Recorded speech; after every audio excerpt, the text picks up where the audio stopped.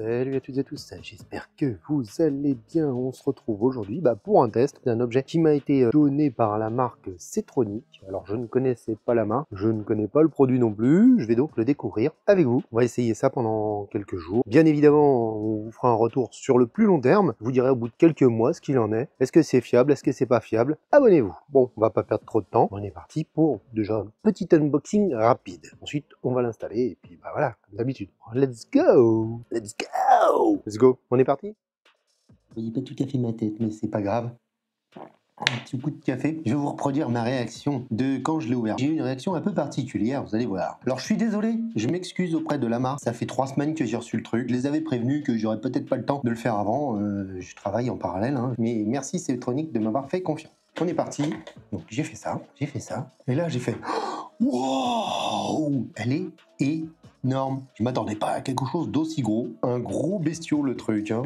Impressed. Donc câble RJ45, de quoi la fixer, presse étoupe étanche pour je ne sais pas trop quoi. Et l'alimentation. Pourquoi le presse étoupe, c'est pour ça? C'est pour le câble RJ45. Pour l'instant, je ne sais pas où je vais la mettre. J'attendais de voir un petit peu la tronche qu'elle avait. Les antennes, j'imagine que c'est du Wi-Fi orientable. Alors c'est du plastique. Les mecs qui font de la SMR. Hein. Il y a un haut-parleur à l'arrière, là, ici. Ça peut avoir un avantage, hein, parce que le but d'une caméra, si on la met en extérieur, c'est que d'éventuels malfaisants la voient. On peut pas dire, elle est pas discrète. Là, c'est vraiment pas le but. Là, il y a une mousse. Il y a plein de petits capteurs. Je sais pas à quoi ils servent. Qu'est-ce que disent les notices? Il y a un truc pour percer les trous. Ça, c'est toujours pratique. L'alimentation, un bouton reset, un slot pour carte SD ou TF. Ah, il est en dessous. Ok, c'est ici. Alors, ce petit manuel, il y a du français, une bonne note déjà. Connexion à un réseau Wi-Fi. Écoutez, on va suivre ça pas à pas pour installer et faire fonctionner cette caméra et voir ce qu'elle donne. Notice en français, c'est pas toujours le cas. Au premier abord, j'aurais deux choses. Elle est énorme et c'est quand même pas mal plastique. Je sais pas comment ça réagit avec les années au niveau du soleil. Enfin, c'est compliqué de déterminer la qualité d'un plastique. Faut attendre qu'elle soit restée quelques mois dehors. Si ça, c'est à la pluie, là, regardez, il y a de l'eau qui peut rentrer dans les vis. Faut que je regarde dans la notice si vraiment faite pour l'extérieur sous la pluie, je suis pas évident. Dans la présentation du produit, c'est des CTIPC, je sais pas trop ce que ça veut dire. C'est des caméras intérieures ou extérieures, donc ça répond à ma question. Elles sont compatibles avec smartphone Android et iOS ainsi que Windows PC et Mac. J'ai des caméras Reolink que j'ai testées. Autant j'en étais satisfait côté logiciel, ça allait.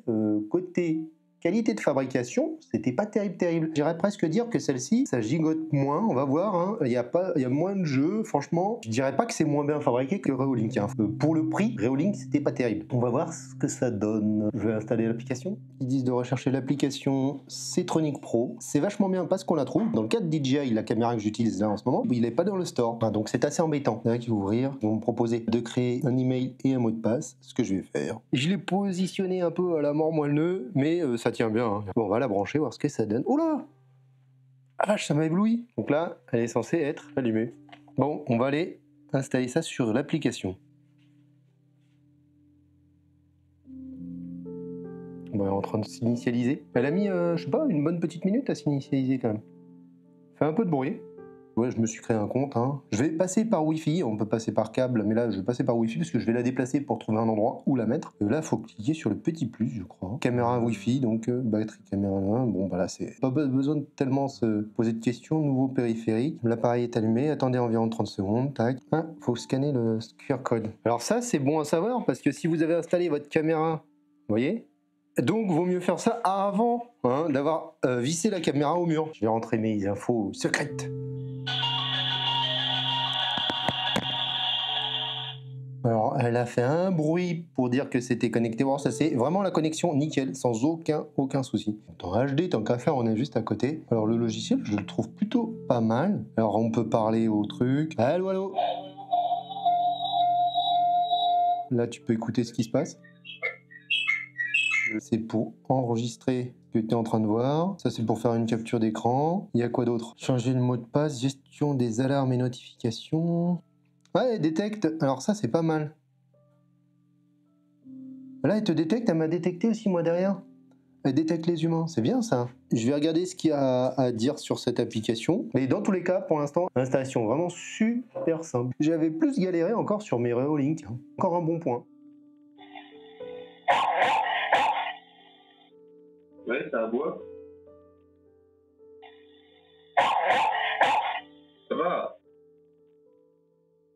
Bon, en gros, ça fait une petite semaine que la caméra est dehors. On va aller voir ce que ça donne, si elle me détecte quand j'arrive, quel état elle est au bout du... Il y a eu de la pluie, il y a eu même des trucs chelous, des sortes de nuées de je sais pas quoi qu'on tournait autour, ou de la pluie qui allait dans tous les sens. Je sais pas, je fais des jolis petits gestes. Alors j'ai baissé un petit peu le taux de détection. On va aller voir ce que ça donne. Hop, j'espère que... Allez. Est-ce qu'elle m'a vu, tu crois? Alors après, on ira faire un tour de nuit. Bon, là, elle m'a détecté puisqu'elle bouge. Alors, c'est vrai que le fait qu'elle soit à 360 degrés, c'est quand même pas mal. Alors, par contre, de près, voilà, là, je pense qu'elle m'a perdu. Alors, c'était ça me gênait. Avec l'infrarouge, ça fait des reflets. L'eau doit pouvoir rentrer là-dedans. Est-ce que c'est inquiétant? J'en sais rien. Vous voyez, par exemple, pourtant, il a pas plu depuis un certain temps. Par contre, l'objectif, il est nickel, il a pas pris la flotte ni quoi que ce soit. Je sais pas s'il y a un traitement dessus, mais dans tous les cas, ça restait propre. Je regarde un peu comment c'est en dessous. En même temps, en une semaine, ce serait bien embêtant. Elle marche bien quand on se déplace, voilà, à distance comme ça. Là, par exemple, elle va me suivre sans trop de problème. Si je me baisse...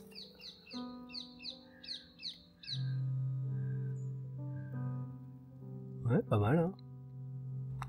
Complètement perdu, là, du coup. Non, alors, je crois qu'elle se remet après dans la position dans laquelle elle était à l'origine, au bout de quelques secondes ou quelques minutes. Au revoir, la petite caméra.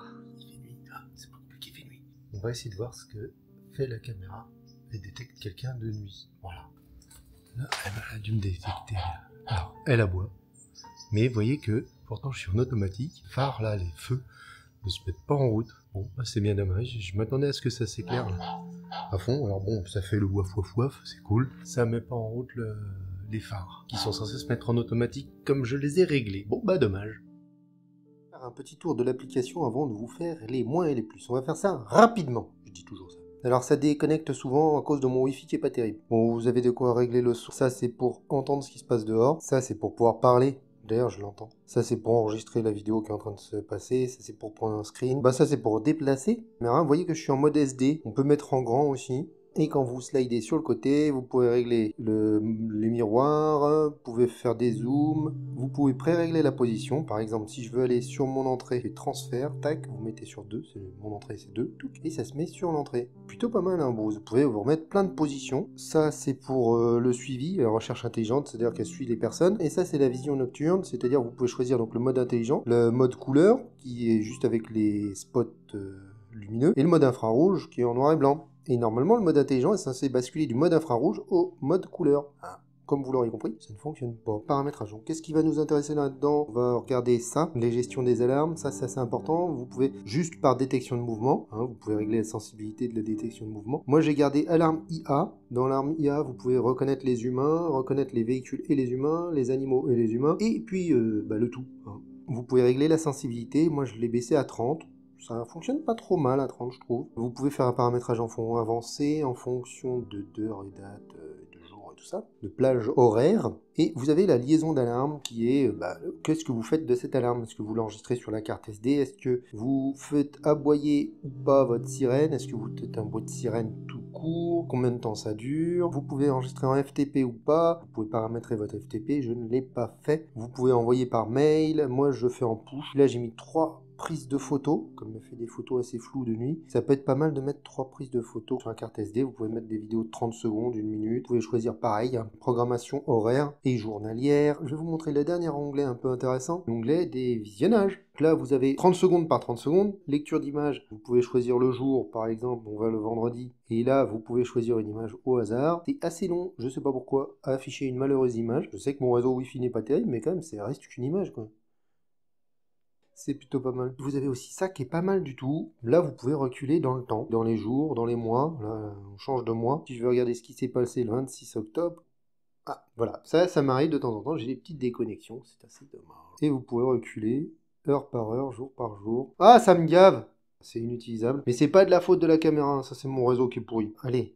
Affiche-moi la vidéo d'alarme. Bon, ça veut pas. Voilà. Si vous n'avez pas un bon réseau Wi-Fi, ne prenez pas de caméra Wi-Fi. On continue, on va faire les moins et les plus.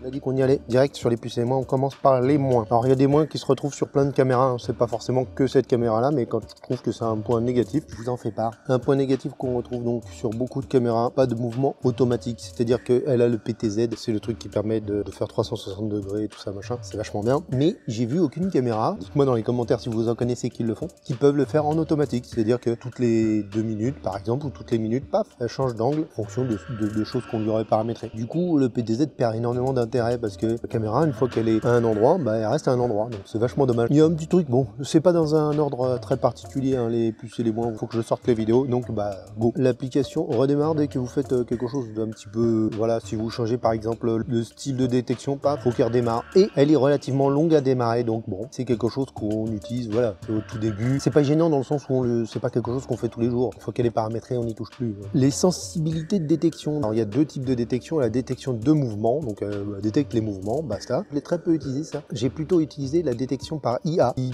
détecte les voitures, qui détecte les humains, des choses comme ça. Pas trouvé que le réglage de sensibilité ait changé les choses, parce que j'avais pas mal de faux. Elle détectait des choses qu'il n'y avait pas à détecter. Le fait de baisser la sensibilité ne changeait quasiment rien. C'est un petit peu embêtant. Il y a beaucoup d'autorisations à donner à l'application. Il y a des gens qui n'aiment pas donner beaucoup d'autorisations. Pour ceux que ça dérange, il faut savoir qu'il y a pas mal de trucs à autoriser.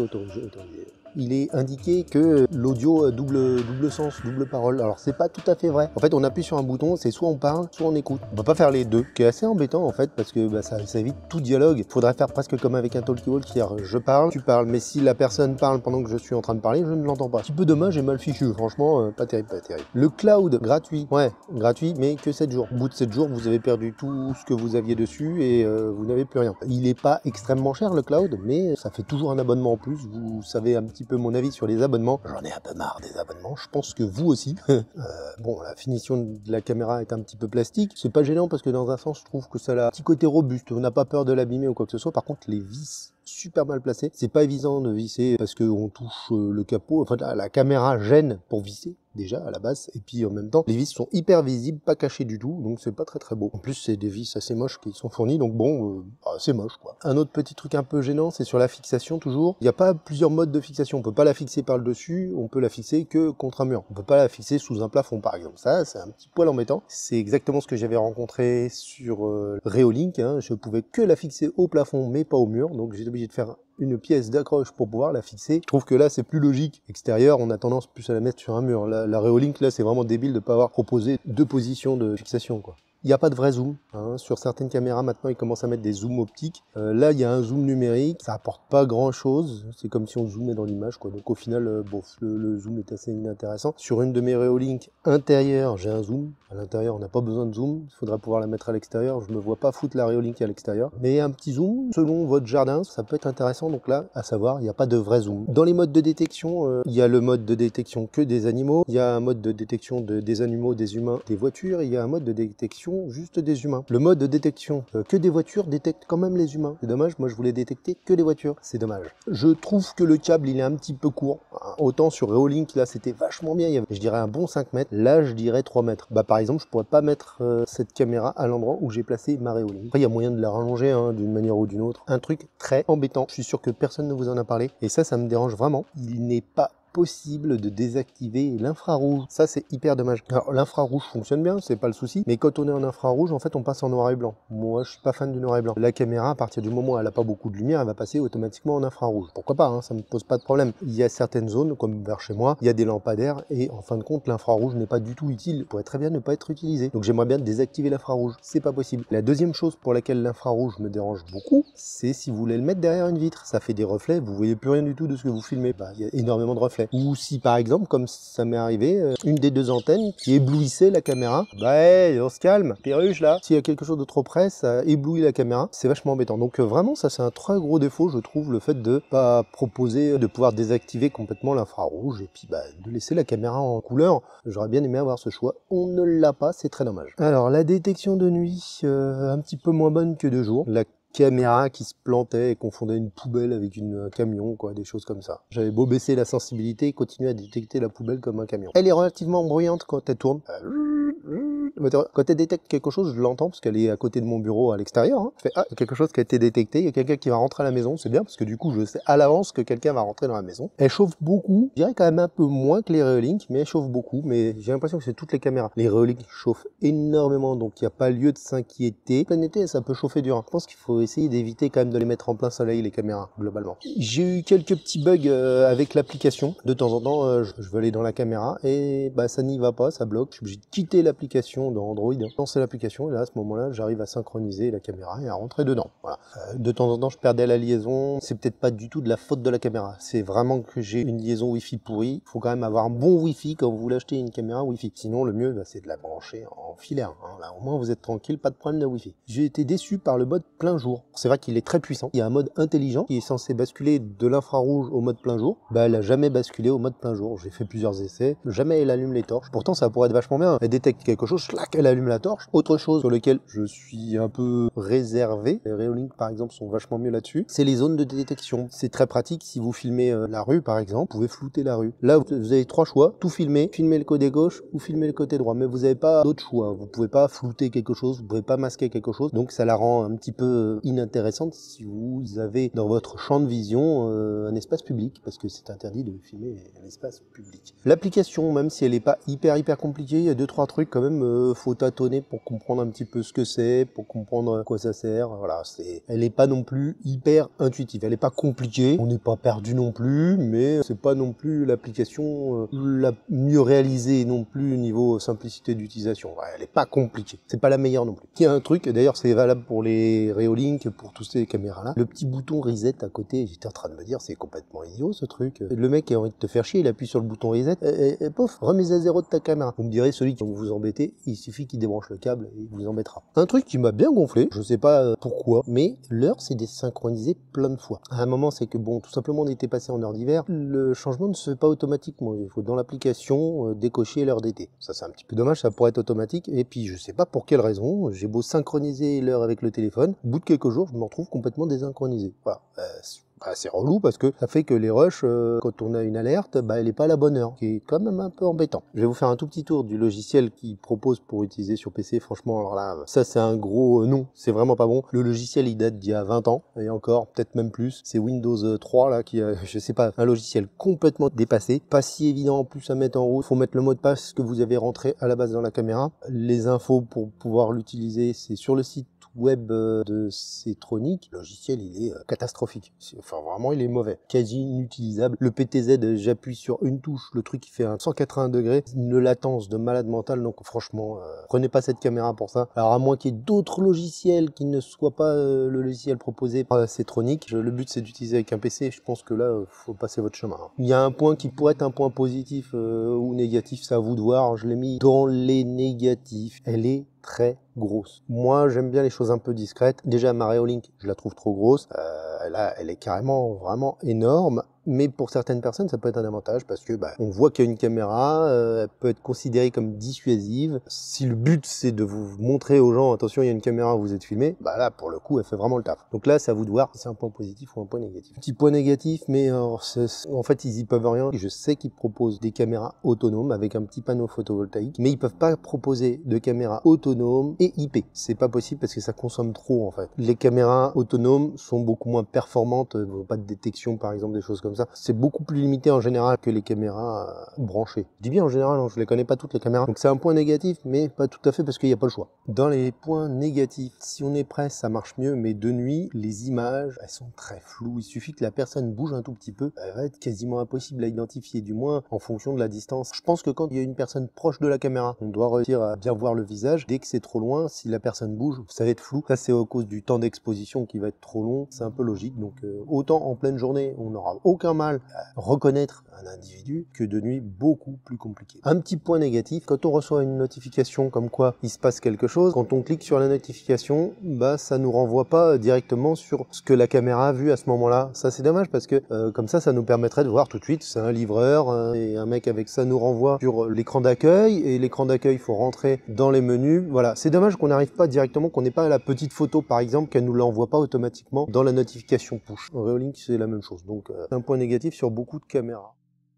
On a fait le tour des points négatifs, on va faire les points positif. Un truc qui est vraiment très bien, c'est qu'elle peut faire 360 degrés, 355 degrés en vrai, et 90 degrés d'angle vertical. Franchement, c'est pas mal du tout. C'est vraiment bien. Un autre point extrêmement positif, elle se connecte au 5 GHz. J'ai été étonné, je l'ai pas fait exprès, je m'en suis rendu compte involontairement. La plupart des caméras comme ça sont limitées au Wi-Fi 2,4 GHz et elle est compatible avec le Wi-Fi 5 GHz. Après, c'est à vous de voir aussi en fonction de la capacité de votre signal, parce que souvent le 2,4 GHz traverse mieux les murs. À réfléchir, ça se trouve le 5 GHz n'a pas forcément d'intérêt à voir. L'application plutôt quand même fonctionnelle et surtout disponible sur Android, iOS, Windows. Alors Windows, on a vu, c'est possible, mais la détection, franchement, elle fonctionne plutôt pas mal quand même. Au final, à part qu'on peut pas vraiment régler la sensibilité, la détection est quand même assez efficace. Elle détecte bien les humains, quelques petits faux quand même, hein, c'est pas non plus infaillible. Ça détecte quand même, j'ai pas de reproche à faire là-dessus. Le cloud aussi, qui n'est pas obligatoire. Tout se fait sur la caméra, par exemple, la détection, il n'y a pas besoin d'aller sur Internet pour détecter le sujet, c'est fait directement par le hardware de la caméra. Il y a pas, le cloud n'est pas obligatoire. Il y a des caméras où le cloud est obligatoire. Je sais que ça dérange énormément de gens. Apparemment, ça je l'ai pas fait, sachant que c'était pour test, je me suis pas penché dessus. Visiblement, c'est quand même possible de la domotiser, c'est-à-dire de l'utiliser sur Home Assistant par exemple. C'est du bidouillage. Reolink, il n'y a pas de bidouillage. C'est une des raisons pour lesquelles j'avais pris Reolink. Ça a l'air d'être faisable quand même de manière relativement facile quand même. Donc, je considère que c'est un point positif. Pour ceux qui connaissent Home Assistant, à mon avis, ce sera pas un gros problème. Vérifiez quand même avant. Hein. Prenez pas pour argent comptant ce que je vous dis. Toujours faire des vérifications. Un truc qui est bien, ça c'est un petit peu sur toutes les caméras IP, c'est possible de se connecter en FTP sur un NAS par exemple, d'enregistrer les vidéos sur un NAS. Pour pouvoir faire ça, il faut absolument avoir une carte SD. Une fois que vous avez mis la carte SD, vous pouvez paramétrer l'écriture des données et des sauvegardes sur un NAS. Ce qui est pas mal, c'est que ça permet d'avoir pouvoir sauvegarder une grosse quantité de données sur le NAS. Ouais, bon, qu'est-ce qui se passe? Un truc qui est vraiment bien, c'est qu'elle est très simple d'installation. Franchement, alors là, j'ai eu aucun souci. Ça s'est fait tout seul, quoi. Point très positif, un petit peu normal pour une caméra qu'on met dehors, mais elle est étanche, IP66. Moi, je l'ai laissé 3 semaines, on va dire, à peu près, là. Et nickel, de chez nickel, il n'y a absolument aucun élément à reprocher. Pas une tache, pas une coulure. Malgré ce qu'on peut remarquer, là, les petites vis qui font un petit peu piscine, comme je dis, ça n'a pas l'air de poser souci. Un truc qui est bien, c'est l'audio bidirectionnel, mais pas si bien que ça. Enfin, le fait quand même de pouvoir écouter, c'est déjà bien. D'enregistrer le son, c'est pas mal non plus. Et le fait de pouvoir aussi envoyer un message, hein, comme le waf-waf, ou le fait de pouvoir parler à quelqu'un, c'est quand même un petit point positif. Même si c'est pas ultra bien fait, dans le sens où bidirectionnel par phase. Enfin, voilà. Un point assez positif aussi, c'est que je la trouve assez grand angle. La Reolink que j'ai mis dehors, elle, je la trouve assez serrée au niveau du cadrage. Celle-là m'a l'air un petit peu plus large et ça c'est quand même bien parce que sachant qu'en plus elle bouge pas automatiquement, hein, parce que si elle avait un angle pas très serré mais qu'elle bougeait, ce serait pas un souci. Mais comme elle bouge pas automatiquement, c'est bien d'avoir un grand angle dans ces cas-là. Bon, là c'est le cas et c'est plutôt bien. Le projecteur infrarouge pour voir la nuit, il est assez puissant, il éclaire assez loin, hein, même si malheureusement il est parfois trop puissant et qu'on peut pas le désactiver. Ça envoie du costaud, du steak. Ils annoncent 20 mètres, 25 mètres, je sais plus. C'est quand même efficace. Caméra a une qualité de nuit qui est pas si mauvaise et franchement, je pense qu'on pourrait se passer souvent de l'infrarouge si vous avez quelques luminaires ou des choses comme ça. À mon avis, il n'y a pas besoin. Le plastique, autant, bon, il fait pas non plus haut de gamme, mais elle fait pas fragile. Elle a l'air robuste, on n'a pas peur de la manipuler. C'est pas un petit objet fragile comme certaines caméras. Tiens, comme celle-là, là, on sent qu'elle est fragile. Là, c'est pas du tout le cas de cette C-Tronic qui est plutôt robuste. L'image, écoutez, elle est très correcte. La 4K est plutôt pas mal. Alors, c'est pas de la 4K non plus de folie, mais franchement, elle fait le taf. Hein. C'est plutôt bien. Les couleurs sont propres. Autant la détection de nuit était un petit peu problématique avec pas mal de faux, comme je vous disais. Globalement, la détection est bien. Le suivi, un petit peu comme celle-ci là, elle est capable de suivre. Alors, elle a beaucoup moins réactive que celle-là, c'est beaucoup plus saccadé, mais elle peut le faire. Alors, faut pas s'approcher trop près, elle finit par perdre le sujet, elle arrive à suivre. Donc, dans les points positifs, je vais quand même mettre la consommation. Elle m'a pas l'air de consommer énormément. Je l'ai mis sur des prises connectées et la prise connectée m'indique 0 watts. Alors, quand je fais le calcul, parce que ça me marque 0,01 ampère, ce qui ferait en gros 2 watts. Je pense qu'on est dans la marge d'erreur des prises connectées. Je l'ai mis sur un mesureur de courant, pareil, il est incapable de me donner la vraie valeur, donc je peux pas vous dire combien elle consomme exactement. Dans tous les cas, ça doit pas être énorme, et c'est pas ça qui va gréver votre budget annuel, je pense pas. Dans tous les cas, moins de 1 watt, je pense. Les alarmes, c'est plutôt pas mal, c'est assez réactif. On reçoit la notification, on peut choisir notification push, on peut enregistrer, voilà. On peut recevoir des notifications push, ça c'est plutôt bien. C'est-à-dire que sur notre téléphone, on a une alerte comme quoi que la caméra a détecté quelque chose. Ça enregistre sur la carte SD, ça enregistre sur plein d'endroits, ça c'est vraiment pas mal. On a l'enregistrement en continu aussi qui est bien. Vous pouvez enregistrer 100% du temps jusqu'à ce que la carte soit pleine. Elle vous fait plein de petites vidéos de 30 secondes. Il y a aussi un calendrier, vous pouvez regarder en fonction des jours et puis vous pouvez aller sur les heures de détection, vous pouvez reculer dans le temps. Aussi quelque chose de bien, elle prend un cliché quand elle fait une détection que vous pouvez aller voir. Pour les gens comme moi qui ont un réseau qui est pas terrible, c'est qu'on peut brider les débits, un mode HD, un mode SD. Même la HD, on peut la baisser un petit peu si quand on est en HD ça marche pas bien. Quelque chose de possible, ça c'est un petit peu sur toutes les caméras PTZ, on peut régler des positions et là j'ai l'impression que vous pouvez en régler énormément, je dirais une dizaine. Par exemple sur certaines caméras j'ai une position qui regarde le jardin, qui regarde l'entrée. Ce qui est dommage, c'est qu'on puisse pas changer des positions toutes les minutes par exemple. J'ai jamais vu cette option nulle part. Quelque chose qui est tout bête, mais elles enregistrent le son. C'est-à-dire que quand on regarde la vidéo, il y a le son qui allait avec. Alors souvent, j'entends les oiseaux piailler dedans. J'avais lu qu'il ne l'était pas. Bah, sur ma caméra, il l'est. Un petit truc assez marrant, je peux envoyer un son quand elle détecte quelque chose. Je peux faire waf waf, par exemple, aboyer comme un chien. Alors, on peut régler le niveau. Moi, je l'ai laissé comme d'origine à 50%. C'est rigolo. Ça peut être utile aussi, parce que du coup, les gens, ah tiens, il y a une caméra, elle m'a détecté. C'est un petit peu comme quand la lumière s'allume, ou s'allume pas du coup, parce que pas le cas, mais bon, je crois qu'on a fait le tour des points positifs. On va aller à la conclusion. Alors, la conclusion. Bah, globalement, c'est une bonne caméra, qualité d'image vraiment correcte, dissuasive par sa taille. Donc, à vous de voir si c'est un avantage ou un inconvénient. Si vous cherchez quelque chose de dissuasif, de visible, de dire, ouais, regardez, j'ai une caméra, là, il n'y a pas de souci, elle va faire le boulot là-dessus. Au niveau du prix, elle est à 85 € à l'heure à laquelle je vous parle. Je vous conseille quand même, par rapport à la sortie de la vidéo, d'attendre de voir au Black Friday si il n'y a pas des offres et qu'elle peut pas être moins chère. Alors, c'est une caméra IP, les caméras IP sont relativement chers en général. Regardez le prix des caméras 4K, c'est beaucoup plus cher que les caméras 2K, du 4K propre, avec quand même pas mal d'automatisme, quelques défauts. En fait, mon plus gros conseil, si jamais vous voulez vous équiper de caméras, si vous voulez partir sur cette marque-là, moi je pense que c'est pas une mauvaise idée. Il y a des gens qui aiment beaucoup, qui sont équipés entièrement du C-Tronic. Les retours sont plutôt positifs. Le seul truc, c'est que réfléchissez bien avant, partez sur une seule marque de caméra. En fait, c'est ça l'idée. L'idéal, c'est d'avoir un écosystème de caméras qui vont ensemble. Je n'apprécie pas plus Reolink que ça, mais comme j'ai déjà des Reolink, tout dans le même logiciel, c'est quand même un gros plus. Plutôt que j'ai des caméras Xiaomi, je vais m'en débarrasser pour les remplacer par des Reolink, pour tout avoir centralisé au même endroit. Je vous dis pas de prendre du Reolink, je vous dis pas de prendre du C-Tronic non plus spécialement. Faites un test sur une caméra, si elle vous plaît, bah à ce moment-là, achetez d'autres caméras de cette marque-là. Si elle vous plaît pas, bah vous la renvoyez à qui vous l'avez acheté et vous essayez notre marque. Bah, sinon, vous avez un logiciel pour Xiaomi, vous avez un logiciel pour la C-Tronic, un logiciel pour les Reolink, un logiciel pour la Tapo. Oh non, c'est pas possible. Si vous voulez partir sur du C-Tronic, faites-le. À ce moment-là, achetez que du C-Tronic. Soyez sûr de la marque que vous allez acheter, qu'elle vous plaît, qu'elle vous convient. À ce moment-là, partez et achetez que de cette marque-là. Bah écoutez, en espérant que ce test vous ait plu, pensez à vous abonner parce qu'il est tout à fait probable que je fasse une mise à jour de ce test. Si je détecte d'autres choses, s'il y a des mises à jour, bah écoutez, je vous en ferai part. Je remercie C-Tronic de me l'avoir donné pour ce test. Pensez à mettre le petit pouce et puis voilà, ça fait plaisir. Allez, ciao, bye bye les gens.